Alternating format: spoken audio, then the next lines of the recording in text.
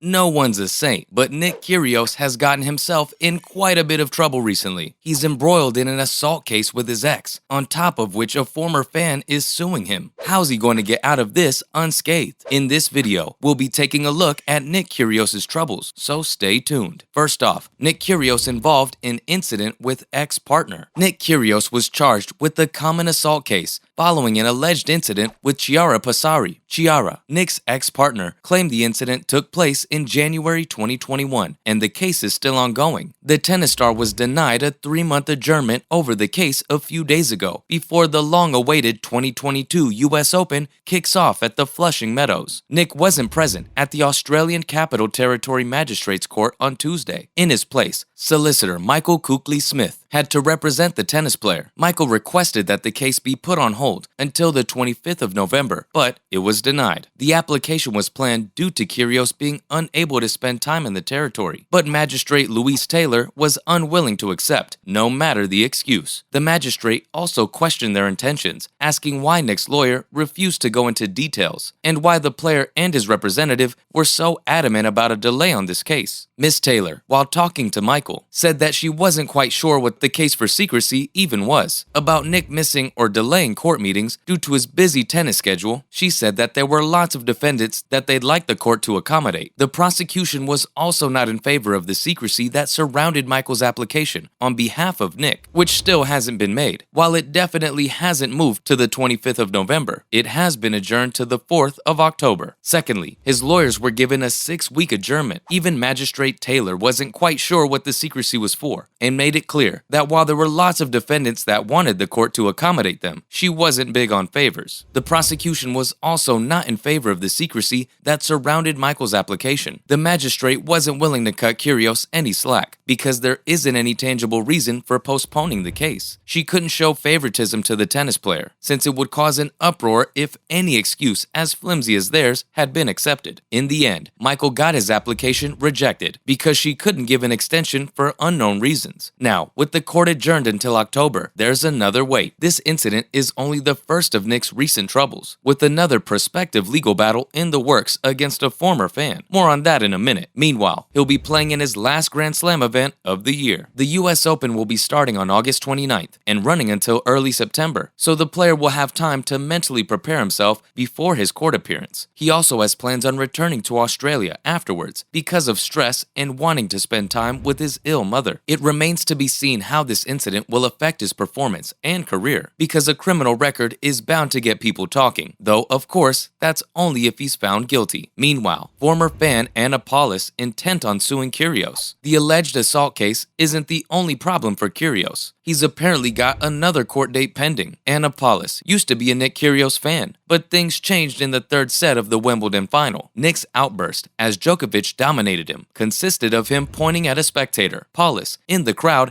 and claiming that she was distracting him. He said that she was trying to put him off during a Wimbledon final, as he fumed at the umpire. He went on to say that there was no bigger occasion, and because the umpire didn't believe him at first, she did it again, which nearly cost him the game. Then about Paulus, he asked why she was still there and accused her of being drunk and speaking to him in the middle of the game. He asked the umpire what was acceptable, and upon hearing the answer that nothing was, he asked him to kick her out. He said that he knew which one it was, the one in the dress, looking like she's had 700 drinks. Miss Paulus said that she wasn't drunk. Rather, it was the temperature that had gotten to her on the hot July day, and she took offense to these statements. Some say it was a joke, but Anna Paulus was offended by Nick's behavior. Anna Paulus, the lawyer who is suing the Australian celebrity Nick Kyrgios for his complaint against her in which he told the umpire that she had 700 drinks, is being criticized by tennis fans who are calling the woman pathetic and that she's expecting a cheap payday. The 32-year-old from Poland said that she was falsely accused of having 700 drinks and that she only had 2 and wanted to support the Australian superstar. She says that she is bringing defamation charges against Kyrgios to clear her name. However, the antics of the medical lawyer have left many people in the tennis world confused. Fans quickly slammed Paulus's legal moves online on social media, saying that she would soon become a laughingstock. Eric Hubbs from Barstool Sports said that not a single person remembered her before she filed the lawsuit, calling it the Streisand effect. Now everyone knows that the woman who screamed at Kyrgios mid-match and disrupted the Wimbledon final is Anna Paulus. Users continue to criticize Paulus, calling her a joke and pathetic. Finally, Anna has a solid case and might win against the star. While many seem to take her as a joke, some think that she has every right to be offended and might even win the case. Matt Collins, SC, a prominent Australian lawyer, said that Paulus had a very solid case against Nick and could come out with an easy victory. While explaining why, he stated that to understand, one must put themselves in Paulus's position. You're in a stadium supporting someone, and then you're singled out in front of a global audience. From this perspective, it is understandable that it had a very serious impact on her feelings and reputation. As for what happened from Paulus's perspective, well, after the incident, while talking to The Sun, she claimed that she'd only been wanting to support Nick, as he has repeatedly said that the crowd was always against him. For this once, she wanted to show that the crowd had been for him, and she only wanted to encourage the rather infamous tennis star. She also mentioned the reason she wanted to support Nick was that she'd also suffered from depression, like the tennis player himself, and sympathized with him. In the end, she said that she only wanted to give him support, and even if she did take it too far, her intentions had always been good. Now, in other news, first, Novak Djokovic still refuses to get vaccinated. Novak Djokovic has refused to get vaccinated and might miss out on the last Grand Slam of the year due to the current rules requiring travelers to show full evidence of vaccination to enter flights going to or leaving the US. The player previously stated that he was willing to skip Grand Slam tournaments that needed players to be vaccinated to participate. The Serbian is still part of the entry list for the tournament in New York. John McEnroe, the four-time winner of the US Open, admitted it would be a joke if Novak Djokovic couldn't compete in the tournament because of his COVID-19 vaccination status. Next up, Alexander Zverev withdraws from the US Open. It was announced on Monday that Alexander Zverev would withdraw from the tournament after suffering an ankle injury while playing in the Roland Garros semifinals against Rafael Nadal. Zverev has not participated in any matches. Sometime later, the German underwent surgery. The player revealed in an Instagram post that after undergoing an examination in Germany, he received confirmation that all three of his right ankle's lateral ligaments were torn. To return to the competition as fast as possible and to ensure that the injury heals correctly, surgery was the best choice. Now the player's in rehab and preparing to make a comeback. Finally, Elena Rybakina considered quitting tennis before Grand Slam win. Months before her incredible victory in Wimbledon, Elena Rybakina had considered quitting tennis. Her father, Andre Rybakina, revealed in an interview that she had been coping with her doubts since earlier in this year, but assured fans she has no more intentions of quitting the sport. Rybakina had a rough time when she wasn't consistent in playing and exited many tournaments early. She didn't have a good start at the grass season either, after she reached the Herzogenbosch last 16 before losing her Eastbourne opener. Her father said that the reason she considered quitting was that Rybakina felt that her hard work wasn't paying off. However, by winning Wimbledon, Rybakina proved to herself that she had what it takes to win Grand Slams. That's a wrap for this video. How do you think these legal troubles will affect Nick Kyrgios' career? Let us know in the comments below. Make sure to give this video a thumbs up and subscribe to our channel for more videos like this. See you in the next one.